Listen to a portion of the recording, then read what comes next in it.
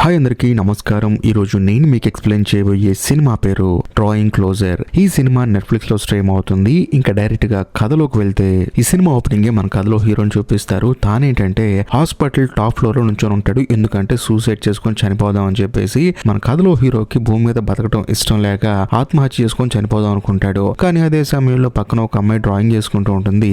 ఆ అమ్మాయి ఎవరో కాదు, మన కథలో హీరోయిన్. ఆ అమ్మాయి మాత్రం హీరోని చూసినా సరే పట్టించుకోకుండా డ్రాయింగ్ వేసుకుంటూ ఉంటుంది. దాంతో హీరో ఆశ్చర్యపోయి అదేంటండి మీరు స్వర్గం డ్రాయింగ్ వేస్తున్నారని చెప్పేసి తాను కూడా హీరోయిన్ అడుగుతాడు. హీరోయిన్ ఏమంటుందంటే ఎలాగో ఒక 6 నెలలో నేను అక్కడికి వెళ్తున్నానని చెప్పడంతో హీరోకి మైండ్ బ్లాక్ అయిపోతుంది. అప్పుడు హీరోయిన్ ఏమంటుందంటే నాకు ఒక రోగం ఉందండి, ఇంకొక 6 నెలల్లో చనిపోతానని చెప్పడంతో మరి మీకు భయం వేయట్లేదా అని చెప్పేసి అంటాడు. కానీ హీరోయిన్ ఏమంటుందంటే మొదట కొంచెం భయపడ్డా, తర్వాత అందరూ ఎలాగో చావాల్సిన వాళ్ళే కదా అని చెప్పేసి నేను ఎక్కడికైతే వెళ్తున్నానో దాని డ్రాయింగ్ చేస్తానని చెప్పడంతో హీరో ఆశ్చర్యపోతాడు. ఆ తర్వాత చనిపోకుండా తిరిగి ఇంటికి వస్తాడు. వచ్చిన తర్వాత హీరో వాళ్ళ ఫ్యామిలీని చూపిస్తారు. హీరోకంటూ అమ్మ నాన్న ఒక చెల్లెలు ఉంటుంది. ఆ తర్వాత హీరో తన రూమ్ లోకి వెళ్తాడు. బేసికల్ గా హీరో కూడా ఒక డ్రాయింగ్ ఆర్టిస్ట్ అనమాట. తను మరుసటి రోజు స్కూల్ కి వెళ్ళిన తర్వాత అక్కడున్న డ్రాయింగ్ టీచర్ ఏమంటాడంటే మన ఊర్లో డ్రాయింగ్ కాంపిటీషన్ జరుగుతుంది కాబట్టి నువ్వు కూడా పార్టిసిపేట్ చేయి, నువ్వు చాలా బాగా వేస్తావు కదా డ్రాయింగ్ అని చెప్పడంతో హీరో కూడా సరే అంటాడు. బేసికల్ గా హీరోకి డ్రాయింగ్ అంటే చాలా ఇష్టం. అంతేకాకుండా డ్రాయింగ్ వేసి అందులో కనుక ప్రైజ్ మనీ సాధిస్తే ఆ డ్రాయింగ్ వృత్తిలో తను ఒక మంచి పొజిషన్ కి వెళ్తానని చెప్పేసి హీరో అనుకుంటాడు. ఆ తర్వాత సైకిల్ దొక్కుంటూ ఇంటికి వెళ్తున్నప్పుడు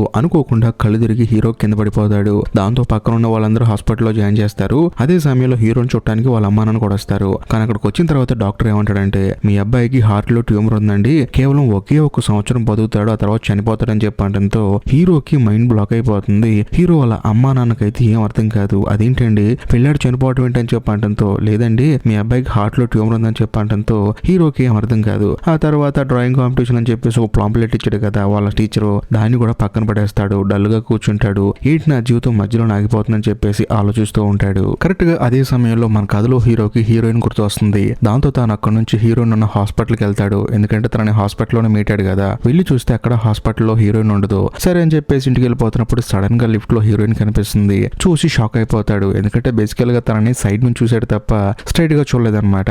ఆ తర్వాత హీరోయిన్ కూడా హీరోయిన్ చూసి సరే రా నా రూమ్ తీసుకెళ్తానని చెప్పేసి హాస్పిటల్లో తనకంటూ ఒక రూమ్ ఉంటుంది అనమాట. ఆ రూమ్ కి హీరోయిన్ తీసుకెళ్తుంది. వెళ్ళి చూస్తే రూమ్ నిండా హీరోయిన్ వేసిన డ్రాయింగ్లు ఉంటాయి. హీరో ఎంతగానో ఆనందపడతాడు. ఎందుకంటే అంత అద్భుతంగా హీరోయిన్ డ్రాయింగ్ వేస్తుంది అనమాట. అదే సమయంలో తను వేసిన ప్రతి డ్రాయింగ్ లో ఒక అమ్మాయి ఫోటో ఉంటుంది. అది చూసి హీరో ఏమంటాడంటే మీ ఫ్రెండ్ అని చెప్పి అడిగితే అవును నా ఫ్రెండే, ఒకప్పుడు ఇప్పుడు కాదని చెప్పేసి అంటుంది. దాంతో హీరో కూడా కొంతసేపు హీరోయిన్ తో కూర్చొని సరే నేను వెళ్తా అని చెప్పి అంటంతో హీరోయిన్ ఏమంటుందంటే నువ్వు వచ్చి నా పక్కన కూర్చుంటే ఒక తెలియని ఆనందంగా ఉంది నాకు, రోజు వస్తావని చెప్పి అంటంతో హీరో కూడా సరే అంటాడు. అదే సమయంలో వచ్చేటప్పుడు నాకు ఏదైనా గిఫ్ట్ తీసుకురా అని చెప్పేసి అంటంతో హీరో కూడా సరే అని చెప్పేసి అక్కడ నుంచి వెళ్ళిపోతాడు. కట్ చేస్తే మరుసటి రోజు మళ్ళీ స్కూల్ కి వెళ్ళి అక్కడ నుంచి వెంటనే హీరోయిన్ కోసం అని చెప్పేసి హడావుడిగా హాస్పిటల్ కి బయలుదేరుతాడు. అలా వచ్చేటప్పుడు ఒక బొకే షాప్ దగ్గర ఆగి హీరోయిన్ కోసం అని చెప్పేసి కొన్ని ఫ్లవర్స్ ని సెలెక్ట్ చేసుకొని తన కోసం స్పెషల్ గా ఒక బొకే కట్టించుకుని డైరెక్ట్ గా హీరోయిన్ దగ్గరికి వెళ్తాడు. వెళ్ళి చూస్తే తను నిద్రపోతూ ఉంటుంది. సరేలే వెళ్ళిపోదాం అని చెప్పి అనుకునే సమయానికి ఏంటి లోపలికి వచ్చేటప్పుడు తలుపు కొట్టాలని తెలియదు అని చెప్పేసి హీరోతో సరదాగా మాట్లాడుతూ ఉంటుంది. హీరో కూడా హీరోయిన్ కి బొకే ఇస్తాడు. అది చూసిన తర్వాత హీరోయిన్ ఎంతగానో ఆనందపడుతుంది. అప్పుడు చెప్తుంది హీరోకి చూడు నాకు ఈ డిసీజ్ ఉందని చెప్పేసి ఎవరు నాతో మాట్లాడలేదు, అందులో నేను కూడా కొన్ని రోజుల్లో చనిపోతాను, కానీ ఎందుకో తెలియదు కానీ నువ్వు వచ్చిన తర్వాత నాకు కొంచెం ఆనందంగా ఉందని చెప్పడంతో హీరో కూడా దాన్నే ఉందని చెప్పేసి సరదాగా మాట్లాడుతూ ఉంటాడు. సరే రూఫ్ టాప్ కి వెళ్దామని చెప్పేసి హీరో అడుగుతాడు. హీరోయిన్ కూడా వెళ్దాం పదా అని చెప్పడంతో ఇద్దరు కలిసి బయటకు వస్తారు. అదే సమయంలో నర్స్ వస్తుంది. వచ్చిన తర్వాత కొన్ని టెస్టులకి మిమ్మల్ని తీసుకెళ్లాలని చెప్పడంతో అయ్యో మర్చిపోయాను సారీ అని చెప్పేసి రేపు వెళ్దాం అని చెప్పి హీరోతో చెప్తుంది. దాంతో హీరో కూడా నువ్వేం కంగారు పడుకో రేపు వెళ్దాంలే అని చెప్పేసి బాయ్ చెప్పి వెళ్ళిపోతున్నప్పుడు ఆ నర్సు హీరో దగ్గరకు వచ్చి ఏమంటుందంటే నువ్వు ప్రతిరోజు ఈ అమ్మాయి దగ్గరికి రాబాబు అని చెప్పేసి అంటుంది. దాంతో హీరో కూడా తప్పకుండా వస్తానని చెప్పేసి అక్కడ నుంచి వెళ్ళిపోతాడు. కట్ చేస్తే మరుసటి రోజు హీరో స్కూల్ కి వెళ్ళిన తర్వాత తనని డ్రాయింగ్ టీచర్ మీట్ అవుతాడు. ఏంటి నువ్వు డ్రాయింగ్ కాంపిటీషన్ లో పాల్గొనట్లేదు అని చెప్పి అంటంతో అదంతా పక్కన పెట్టండి సార్, మీరు ఇంతకు ముందు ఏబో అనే స్కూల్లో పనిచేశారు కదా, అక్కడ హీరోయిన్ ఒక అమ్మాయి చదువుకుందిగా మీకు తెలుసు కదా అని చెప్పేసి అంటంతో అవును ఆ అమ్మాయి తెలుసు గానీ కంటిన్యూస్ గా తన స్కూల్ కి వచ్చేది కాదు, అందులోనూ ఆ అమ్మాయి పెద్దగా ఎవరితో మాట్లాడదని చెప్పి అంటంతో హీరో కూడా అవునా సార్ ఆ అమ్మాయికి బాగా క్లోజ్ ఫ్రెండ్స్ ఎవరైనా ఉన్నారని చెప్పి అంటంతో మియా అని ఒక అమ్మాయి ఉంది, అంతకు మించి ఆ అమ్మాయి క్లోజ్ ఫ్రెండ్స్ ఎవరు లేరని చెప్పేసి ఈ డ్రాయింగ్ టీచర్ చెప్తాడనమాట. దాంతో హీరో ఏం చేస్తాడంటే హీరోయిన్ వాళ్ళ ఫ్రెండ్ అయిన మియా అని వెళ్ళి మీట్ అవుతాడు. మీట్ అయిన తర్వాత హీరోయిన్ గురించి చెప్తాడు. తనకు ఆరోగ్యం బాగోలేదు, నువ్వు వచ్చి ఒకసారి కలవచ్చు కదా అని చెప్పి అంటంతో ఆ అమ్మాయి ఏమంటుందంటే లేదు లేదు మేమిద్దరం మాట్లాడుకో చాలా రోజులు అవుతుంది, అందులోను మేమిద్దరం కలిసి కొన్ని సంవత్సరాలు అవుతుంది, కాబట్టి తనని ఎలా కలవమంటావు, అందులోను నేను కలిసినా సరే ఆ అమ్మాయికి నేను గుర్తున్నానని చెప్పేసి ఆ అమ్మాయి అక్కడి నుంచి వెళ్ళిపోతుంది. కట్ చేస్తే మరోవైపు హాస్పిటల్లో ఉన్న మన కథలో హీరోయిన్ మాత్రం తన డ్రాయింగ్ లో తన ఫ్రెండ్ బొమ్మ గీసుకొని ఆ అమ్మాయి ఫోటోని చూస్తూ తను బాధపడుతూ ఉంటుంది. మరోవైపు మన కథలో హీరో ఇంటికి వెళ్తాడు. వెళ్ళిన తర్వాత హీరోని వాళ్ళ అమ్మ అడుగుతుంది, ఏంట్రా నువ్వు డ్రాయింగ్ కాంపిటీషన్ లో పార్టిసిపేట్ చేయట్లేదంటే అని చెప్పడంతో, అవునమ్మా నాకు ఇంట్రెస్ట్ లేదు, నాకున్న రోగానికి నేను ఎప్పుడు చనిపోతాను నాకే తెలియదు, ఈ విషయం స్కూల్లో ఎవరికి తెలియదు, దయచేసి మీరు కూడా చెప్పకండి, నన్ను అందరూ సింపతిగా చూస్తారు, అందులో నాకు డ్రాయింగ్ కాంపిటీషన్ మీద ఇంట్రెస్ట్ లేదని చెప్పేసి హీరో లోపలికి వెళ్ళిపోతాడు. అదే సమయంలో హీరో వాళ్ళ నాన్న వచ్చేసి, అరే ఫ్యామిలీ అందరం కలిసి సరదాగా టూర్కి వెళ్దామని చెప్పడంతో, నాకు ఇంట్రెస్ట్ లేదు నాన్న, కావాలంటే నువ్వు అమ్మ వెళ్ళండి అని చెప్పేసి హీరో తలపేసుకుంటాడు. కట్ చేస్తే మరుసటి రోజు మన కథలో హీరో వెళ్ళి హీరోయిన్ ని మీట్ అవుతాడు. మీట్ అయిన తర్వాత తనతో క్యాజువల్ గా మాట్లాడుతున్నప్పుడు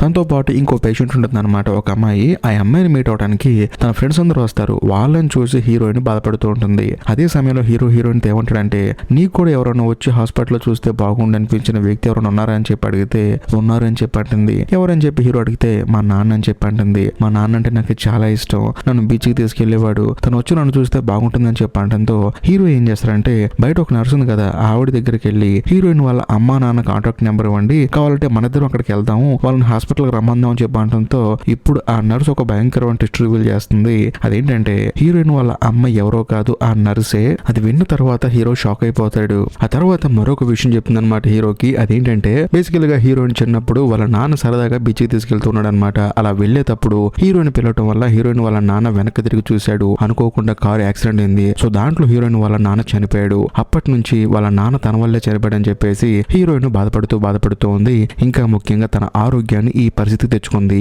అంతేకాకుండా తను ఎప్పుడు ఒక డ్రాయింగ్ వేస్తుంది కదా, హెవెన్ డ్రాయింగ్, అక్కడ వాళ్ళ నాన్న ఉంటాడని, అక్కడికి నేను కూడా వెళ్తానని చెప్పేసి అంటూ ఉంటుంది. ఎప్పుడు చూసినా నా కూతురు చావు గురించి ఆలోచిస్తూ ఉంటుంది. అలాంటి సమయంలో నువ్వు వచ్చావు, నువ్వు వచ్చిన తర్వాత నా కూతురు ఎప్పుడు నవ్వుతూ ఉంటుంది, కాబట్టి నా కోసం ఒక పని చేస్తావా, ప్రతిరోజు నువ్వు ఇక్కడికి రా, అంతేకాకుండా నా కూతురు నేను ఇబ్బంది పెట్టినా కూడా దయచేసి నా కోసం క్షమించని చెప్పడంతో హీరో కూడా చాలా ఎమోషనల్ అయిపోయి తప్పకుండా వస్తానని చెప్పేసి ఇంటికి వెళ్ళి బాధపడుతూ ఉంటాడు. కట్ చేస్తే మరుసటి రోజు హీరోయిన్ దగ్గరికి వచ్చేటప్పుడు మళ్ళీ ఫ్లవర్ షాప్ కి వెళ్ళి ఒక బొకే తయారు చేయించుకొని హీరోయిన్ దగ్గరికి వెళ్తాడు. వెళ్ళిన తర్వాత హీరోయిన్ తీసుకుని ఎంతగానో ఆనందపడుతుంది. ఆ తర్వాత వాళ్ళ అమ్మ కొనిచ్చిన మొబైల్ చూపించి తనతో సెల్ఫీ దిగుతుంది అనమాట. అంతేకాకుండా హీరోయిన్ అడుగుతుంది, నీకంటూ ఫ్రెండ్స్ ఎవరు లేరా, ఎప్పుడు చూసినా నువ్వు ఒక్కడే ఉంటావు అని చెప్పి అంటంతో, నాకు లేరని చెప్పేసి అంటాడు. అదే సమయంలో హీరో కూడా హీరోయిన్ అడుగుతాడు, నీకంటూ ఫ్రెండ్స్ ఎవరు లేరా అని చెప్పి అడిగితే లేరని చెప్పేసి అంటుంది. కరెక్ట్ గా అదే సమయంలో మన కథలో హీరోయిన్ ఇలా అంటుంది, నీకంటూ గర్ల్ ఫ్రెండ్ గానీ లవ్ గానీ ఇలాంటి ఏం లేవు అని చెప్పి అంటంతో లేవని చెప్పేసి అంటాడు. అప్పుడు వెంటనే హీరో కూడా హీరోయిన్ అడుగుతాడు. కానీ హీరోయిన్ ఏమంటుందంటే,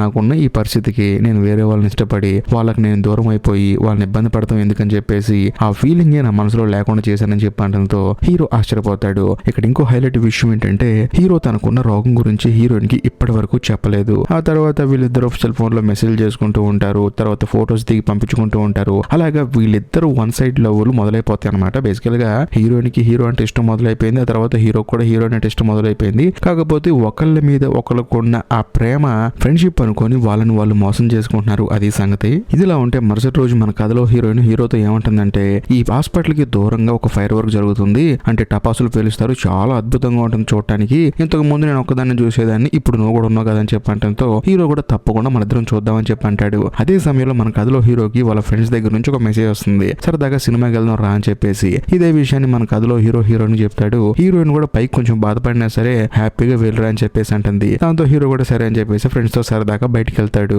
వెళ్ళిన తర్వాత వాళ్ళందరూ కలిసి ఒక కాఫీ షాప్ కి వెళ్తారు. అదే కాఫీ షాప్ లో హీరోయిన్ వాళ్ళ ఫ్రెండ్ మియా ఉంది కదా, ఆ అమ్మాయి అక్కడ పార్ట్ టైం జాబ్ చేస్తూ ఉంటుంది అనమాట. హీరో కూడా చూస్తాడు, సర్లే ఇక్కడ పలకరించడం ఎందుకని చెప్పేసి మళ్ళీ బయటికి వెళ్తున్నప్పుడు అనుకోకుండా మన కథలో హీరో స్రూ తప్పి కింద పడిపోతాడు. దాంతో పక్కన తన ఫ్రెండ్స్ ఉన్నారు కదా, వెంటనే తనని తీసుకెళ్లి హాస్పిటల్లో జాయిన్ చేస్తారు. పాపం ఈ విషయం మన కథలో హీరోయిన్ కేమో తెలియదు. కట్ చేస్తే మరోవైపు మన కథలో హీరోని చూపిస్తారు. హీరో హాస్పిటల్లో జాయిన్ అయ్యి 7 రోజులు అవుతుంది అనమాట.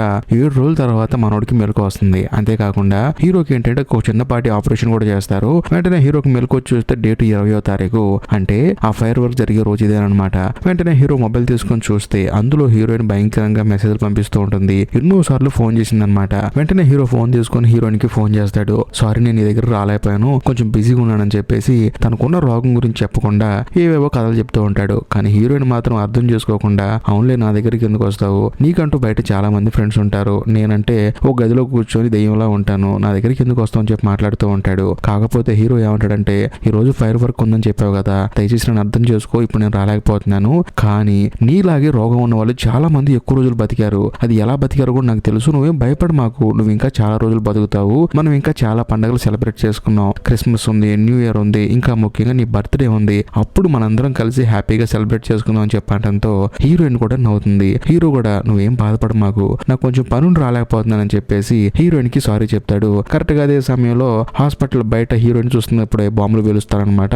చూడటానికి చాలా అద్భుతంగా ఉంటుంది. అంతేకాకుండా హీరో ఇంకో హాస్పిటల్ ఉన్నాడు కదా, తన కిటికీలో చూసినప్పుడు కూడా ఆ ఫైర్ వర్క్ జరుగుతూ ఉంటుంది. అది చూసి హీరో నవ్వుతూ ఉంటాడు. ఇక్కడ ఒక హైలైట్ విషయం ఏంటంటే హీరో హీరోయిన్ ఇద్దరు ఒకే హాస్పిటల్లో ఉన్నారు, కానీ ఆ విషయం వీళ్ళిద్దరికి తెలియదు. కట్ చేస్తే మరుసటి రోజు హీరోకి ఆరోగ్యం బాగలేదన్న సంగతి వాళ్ళ ఫ్రెండ్స్ కూడా తెలుస్తుందన్నమాట. ఎప్పుడు తనని ఏడిపిస్తూ ఉండేవాళ్ళు తనని చాలా జాగ్రత్తగా చూసుకుంటూ ఉంటారు. అదే సమయంలో తనని హాస్పిటల్ నుంచి బయటకు తీసుకొస్తారు. అదే హాస్పిటల్లో పనిచేస్తున్న మన కథలో హీరోయిన్ వాళ్ళ అమ్మ చూస్తుందన్నమాట.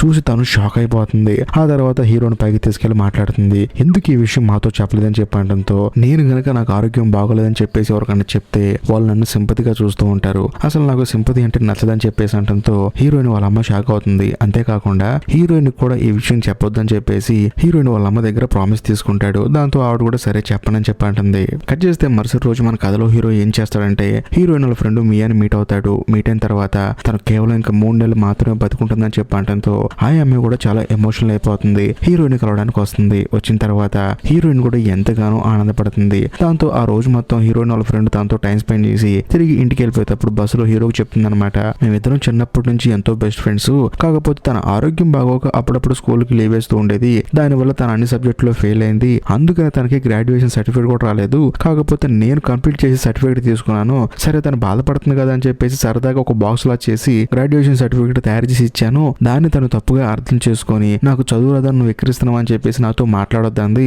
అందుకే నేను రాలేదని చెప్పేసి అంటంతో అలాంటిది ఏం లేదు, తను ఇంకొన్ని రోజులు చనిపోతుంది కదా, ఈ విషయం నీకు తెలిస్తే నువ్వెంత బాధపడతావు అని చెప్పేసి అందుకే నీకు చెప్పలేదు, నీతో మాట్లాడలేదని చెప్పడంతో ఆ అమ్మాయి కూడా చాలా ఎమోషనల్ అయిపోతుంది. కట్ చేస్తే మరుసటి రోజు హీరో హీరోయిన్ కలుద్దాం అని చెప్పేసి హాస్పిటల్కి వస్తాడు. తాను వచ్చే లోపే హీరోయిన్ ఫ్రెండ్ మియా వస్తుంది అనమాట.